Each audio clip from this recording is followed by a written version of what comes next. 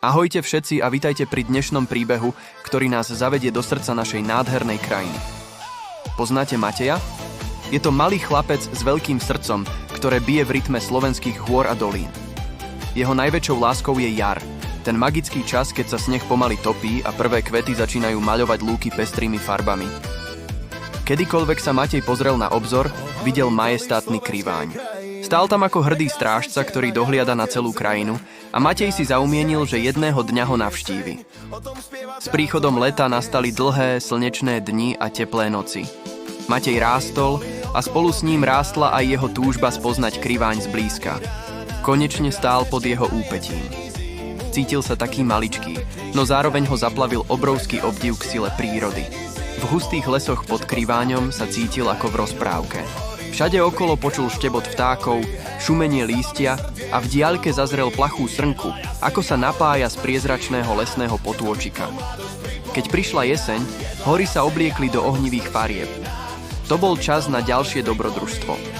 Matej sa vydal na cestu k inej majestátnej hore, ku Kráľovej holi, ktorá je právom považovaná za kráľovnú všetkých slovenských vrchov. Z jej vrcholu videl celú krajinu ako na dlaň. V diaľke sa vinuli rieky, dedinky vyzerali ako malé farebné škatulky a hory sa tiahli až tam, kam len oko dovidelo. Sadol si k potoku, ktorý pramenil priamo pod horou, a sledoval, ako farebné lístie tancuje na vode.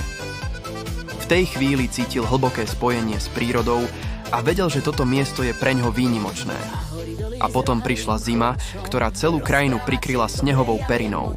Matej sa tentoraz vybral na sever, aby spoznal Choč, horu známu svojimi drsnými skalnatými bralami. Pohľad z vrcholu mu vyrazil dých. Všade navokol sa v slnku trblietali zasnežené štíty ako tie najčistejšie diamanty. Cítil sa ako na vrchole sveta. Zima bola plná radosti a hier. Matej sa gúľoval, sánkoval a postavil si veselého snehuliaka, ktorý mal namiesto nosa mrkvu a namiesto očí uhlíky. Roky plynuli, Matej rástol a s ním aj jeho spomienky. Jedného dňa sedel na lúke a v diaľke videl siluety Kriváňa, Kráľovej hole aj Choča. Každá hora mu pripomínala jednoročné obdobie a jeden nezabudnutelný príbeh.